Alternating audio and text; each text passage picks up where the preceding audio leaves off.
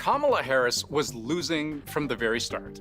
Former President Trump will win the state of Indiana. He leads 19 electoral college votes to 3. You see how he's piling up the electoral votes? Now, these early leads didn't necessarily mean anything. Those first polls closed in predominantly Republican states: Kentucky, Indiana, West Virginia, Oklahoma, Alabama, Tennessee, Missouri, South Carolina. One by one, they all turned red, entirely as expected, with only a small handful of states turning blue: Vermont, Massachusetts, Maryland, DC. Again, as expected. But for all the early talk that Harris had good reason to be optimistic, organizers for the Democrats are quite happy with the turnout in Philadelphia. She is doing better with young voters in Georgia than Joe Biden was doing against Trump 4 years ago. within just a couple of hours, every major news organization sounded a bit more like this. There's a lot of red on that map. A lot of red on that map. I don't think she can do it.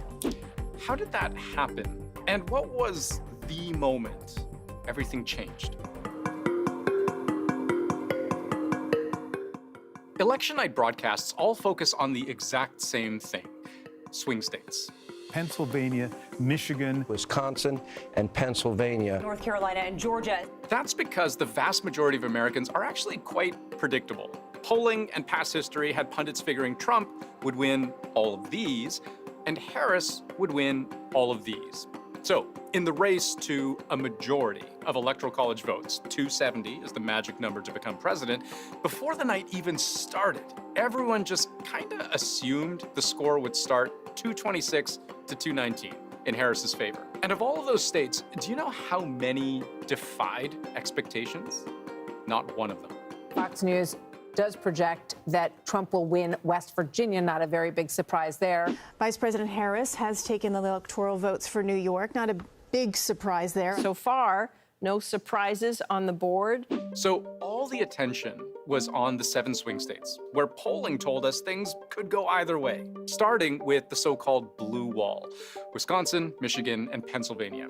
These were states that had been reliably Democrat for decades, until 2016, when they flipped Republican, giving Trump a clear path to the White House. Ladies and gentlemen, the next president of the United States, Donald Trump. In 2020, Joe Biden managed to rebuild that blue wall, recapturing all 3 states. And if Kamala Harris would have any shot at winning the presidency herself, she'd need those 3 states once again. That would put her at exactly 270 electoral college votes, no matter how any of the other swing states went. But Donald Trump had his own path to victory. If Donald Trump wins North Carolina and Georgia, the vice president cannot win this race if she loses Pennsylvania. Yes, Trump could also get to exactly 270 electoral college votes by taking Georgia, North Carolina, and Pennsylvania. But none of these would go his way easily. In Georgia, Trump's early lead, what started as a more than 20-point gap, 63% to 36%, would be whittled down bit by bit as more votes came in. Donald Trump in the lead with 54.8% of the vote, 52.7% of the vote. Trump's up 3.2 points.